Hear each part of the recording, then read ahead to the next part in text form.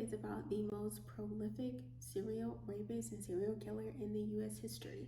So if you've heard about John Wayne Gacy or Ted Bundy or like anyone else, you probably should know about this man too. Now, Mary Broadsley was married to a man who was very abusive towards her. She was only 5'4", but she weighed 81 pounds. She was anorexic and on top of that, an alcoholic. She and her husband, I believe, had 2 children. They only named one in the stories, but his name is Daryl. Mary, I guess, was like, this is it, I'm done. They divorced and she ended up moving in with her parents. Now, when she lived with her parents, I think the problems got worse because one day she just like dropped Daryl off or left him with the family and then left without telling anyone and never came back to get Daryl. Which Daryl is kind of like, it's been days, where's my mom? The family's wondering, where's the mom? June 12th, 1970, they went and reported Mary missing. Mary here was in Miami. She had been there. Life was not going well for her. So, as any normal person, she resorted back to what she knew, which is alcohol.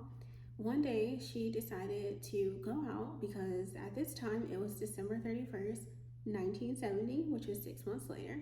And she put on this like cute flower dress and this chain necklace, went out to a bar, had a couple drinks, and ended up meeting Samuel Little. Samuel Little, who this story is about, and her decided to have a couple drinks and then continue to take the party elsewhere, when it was all over. So he invited her to the car, and she was like seen walking with him, and that would be the last time that anybody would see Mary Broadsley alive. Mary was on his lap, like giggling and like talking to him, flirty. And he was playing with her chain while they were like talking and stuff. And then got this certain urge to choke her to death. He would end up choking Mary to death and sexually assaulting her. And once he was done with that, he pulled into like the woods, dug a grave, which he said the floor was so hard that he would like never bury anyone else in Florida because the ground was like super tough, and put her in the grave. He was only able to dig 6 inches, like he wasn't doing any more than that, and put her body in it, covered it up, and left. Now, January 24th, 1971, so it's been like a couple weeks later, a son and his like father were out hunting and came across a pile of dirt with legs sticking out of it, or a leg sticking out of it. I don't remember exactly what it was. They called the authorities. The authorities came out there. They discovered that her body was so badly decomposed that she was like unrecognizable, but they were able to see what she had on. She had on a flower dress and a chain necklace, but the clasp was broke. Also, her underwear were put on wrong, so she had like one hole with both of her legs in it. Her family was never notified because they were unable to recognize her or even find out her identity. So since she was unrecognizable, they labeled her a John Doe and also labeled her death a homicide. The family would not be notified until 2017. So this would be the start of the choke and stroke killer. Samuel Little was born June 7th, 1940. He was born to a 16-year-old prostitute whose name was Betsy, and also to 19-year-old Paul.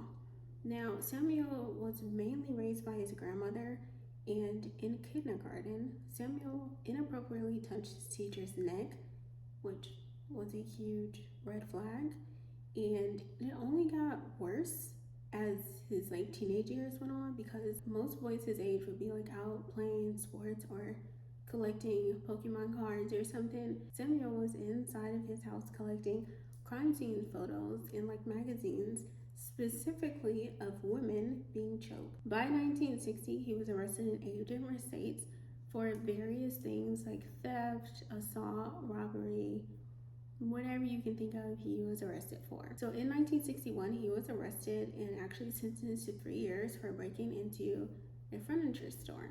Now, you would think that this probably scared him, like got him on the right track, because he had gotten in like no trouble with like authorities or the law for 6 years, okay?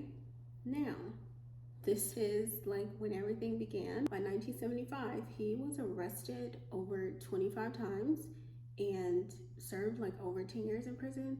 Now, you would have thought this like would also have gotten to his head that it was time to get it together, but no.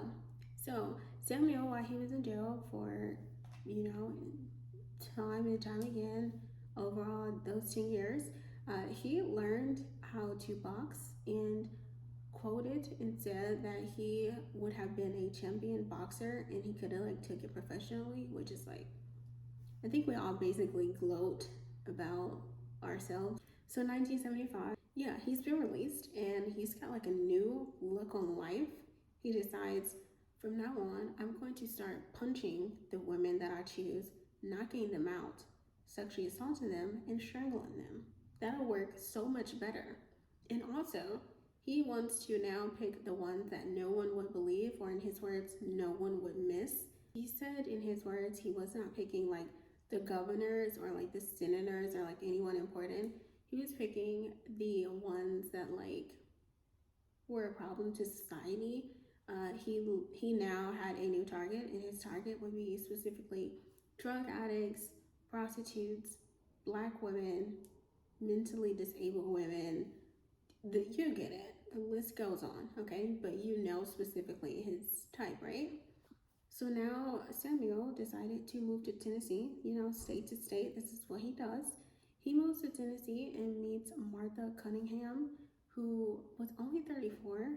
Her body was found on the side of the road, and her death was labeled of natural causes, which is like, maybe you didn't want to look into it, but that's just my opinion. No one knew who she was until 2018. Samuel was arrested in like a completely different state after this and was released. What was unknown about that is in that same year, he would sexually assault and assault, and also murder 5 other women, which, like, their identities to this day are still unknown. Also, in that year, he decided to kidnap Pamela Kay. So, Pamela Kay's story was a bit different. She was actually able to escape. She was last seen with Samuel, and they were like in a car. He like tied her hands behind her back, like I guess like knocked her out and was like strangling her. She actually managed to get away, so that's awesome. She was running down the street with her hands tied behind her back and like ran to the nearest house that she can find, and like authorities were called. She was like running down the street like half naked and everything. Like he was like in the middle of what he was doing when she was able to get away. Authorities were called, and was he was sentenced to 3 months in jail. Why was his sentence so short? That's a good question. Now, they had no idea that this man was like arrested in multiple states for like multiple things because states authorities really don't communicate with each other. I can imagine you're thinking the same thing I'm thinking. If this man sodomized, raped her, tried to kill her, why did he only get 3 months? Well, the authorities had no idea that he was also convicted of killing 12 women in other states. So now it is May 15th, 1981, in Kentucky. A body of a 23-year-old woman is found, and her remains would not be identified until 2018. They were at a party one night. Everyone there, did witness that he was last seen with Patricia that night. Now, when they told the authorities and like they got the testimonies down, it's a party. They have been drinking. They like went to court. They're like, no. The judge is like, no. Throw everything out. Like they were drunk. Their testimonies they weren't of right mind, and they threw the testimonies out, and then as a result they like had nothing to hold Samuel on. So now it is 1984. Samuel is out at a bar again, and he comes across a lady whose name was Mary Jo Payton. The story does go a little left from here. This is the lady that he claimed he murdered in Cleveland, which is like, I don't know, at this point his diabetes were like messing him up, or his sugar was low that day, because it was like the wrong lady. So the lady that he dumped in the woods, her body had been there so long, it was now skeletal remains. One day, a man and his dog were, taking a walk. He's out like walking his dog, and they come across a skeleton, which still has clothes and jewelry on. And that is how they like put two and two together when Samuel was telling him like years later that he killed that lady in Cleveland. Now back to Rose. Rose moved from New York when she was 17 years old and wanted to like start a new life and like get into the world and see everything. While she was in Cleveland, she met a man named Samuel. Now, August 24th, 1991, her body was found in a vacant lot. Now, if you're unsure how I went from 1983 to like 1991, I really don't know either. The murders just kept continuing. This man had been to California so many times. By this time he's murdered 20 women. Right? He's sexually assaulted and has murdered 20 women by this time. Now, in order for me to tell you the next part, I have to tell you this part so that the next part makes sense. Lori Barrows was 22 years old when she was kidnapped by Samuel.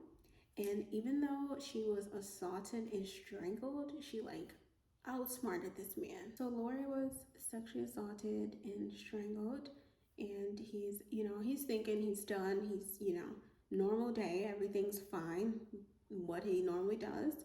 And now it's time to dump her body. So he dumps her body and like keeps driving. What he did not know was that she actually was still alive, and she went to the authorities. This is how the next part comes into play. So in 1984, he was caught in the back seat with an unconscious woman.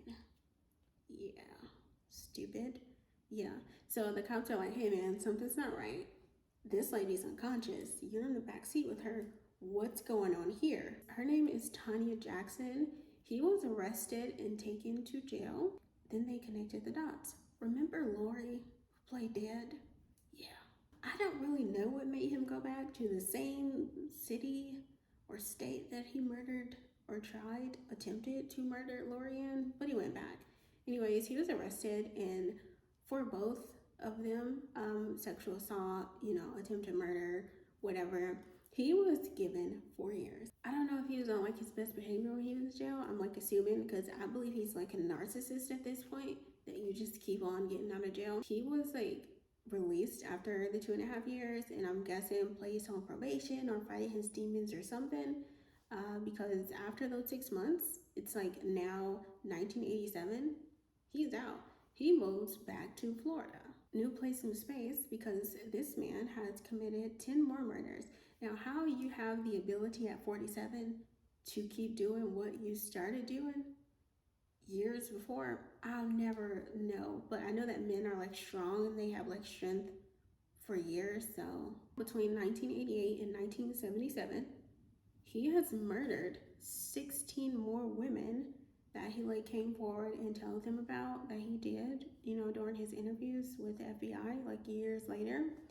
And their identities are all unknown, which is why I am telling this story. Samuel has said that he did not stop sexually assaulting and murdering all of his victims until 2005. So that's like insane to me, because I believe he had to be like 60 or something at that time, but I mean, I can't really do the math this very second. I also don't believe that's true, because I think, remember when I was telling you this story about when he said he murdered the lady in Cleveland? It was actually a whole nother lady in like a different state. I think that there are possibly more victims, and because most of his victims at a certain point when he started having his preferences, they were labeled John Doe's and natural causes or like overdoses. There could possibly be more, but I mean, he's gone now, we'll never know. Samuel is just thinking he's just like getting away with all these murders. The whole time, like all of these different states and cities are searching and looking for Samuel, which like, how did you not know this? Like, do you not try to like watch the news or something when you go to states? They've been looking for you for years. September 12th, 2012, they found him at a homeless shelter. He was extradited and sent back to California, his favorite state, because they found his DNA on 3 different women's murders. One of them specifically was like a woman from like 1989, which is like, dude, how are you still going? So they ended up originally trying to connect him to 30 murders. So he actually ended up confessing to 93. He's like, you don't even know. There's like more than that. They were able to confirm and connect Samuel to 60 murders. Like, this is why I think that there are more, and maybe we just don't know, because this is only what they were able to connect him to. Like, these were the bodies that they actually found, because some of the other identities are labeled Jane Doe. It's like all across the news, on the radios, everything like that. He's in prison. Okay, he's been in prison for like a while at this point. The FBI are like, hey, we want to interview this man because we need to like figure out like, how did you get away with this for 40 years? You know, like what went through your mind? What's going on? And they were like, hey, can we interview you? And he was like, I'll do it, but you need to put me in a better prison. And it's like, how rude. You did not care about where you dumped these women's bodies. There was women's body that he dumped in a dumpster, like on the sides of streets, in the woods, on the side of highways. You did not care where you dumped their bodies or when you murdered and sexually assaulted them. You did not care. Why do you think that they care where you are in prison at? Insane to me. They were like, what we can do is we can give you some pizza. And this interview went for 78 days, and he talked about in detail and also had photogenic memory. He knew about every one of his victims. Remember Mary in the beginning? He was like, yeah, she had like a limp. They were able to identify exactly who Mary was and like what she was wearing because of him. He was in there drawing sketches. He was eating his pizza and drinking Dr. Pepper and, laughing and, remembering everything, like the smell of the women. It's really sick, all right? Like, you should be scared to die at this point. Like, you should be terrified. They ended up asking him, like, how did these murders, like, make you feel? Like, when you were doing them, because, there's, like, you feel no remorse or anything. Like, how do they make you feel? And he said it was like having sex with Marilyn Monroe. It felt like heaven when, he strangled and sexually assaulted them. That's what it felt like. I don't want to give him any credit, but thanks to him coming forward, they were able to identify a lot of the Jane Does that they have found like over all of the years. Remember I was talking about Mary, which is Daryl's son from the first murder that I had told you about? Yeah. Well, when they went and, the authorities had to disclose to the family like what happened, he was like sad and angry, and like the auntie was angry. Like the family was just like, for years we have been wondering where she was, and she's been gone. But Daryl was like, I dreamed for years, every day that like I would see her again, that she'd come back and get me. So you can imagine how sad that was for this man to be sitting there eating pizza and drinking Dr. Pepper, laughing, telling them all the memories. It's so sad. So while Samuel was in jail, like for the few years he was in jail, he like had gotten super sick, and he had diabetes and all this other stuff, which I don't feel bad for him because like, look what you did. Ironically, December 30th, which remember his first murder was like December 31st. December 30th, 2020, 2 years ago, he died in the LA County Hospital by himself alone. I'm telling you this story as a ex-stripper, dancer, whatever you want to call it. I knew many great women that were in the sex work, and it's really sad to hear about all of the women that he sexually assaulted and murdered. If you have any ideas at all or information of any of these women, please call the FBI. Be careful who you meet. Be safe. Be aware. Be blessed. See you next time.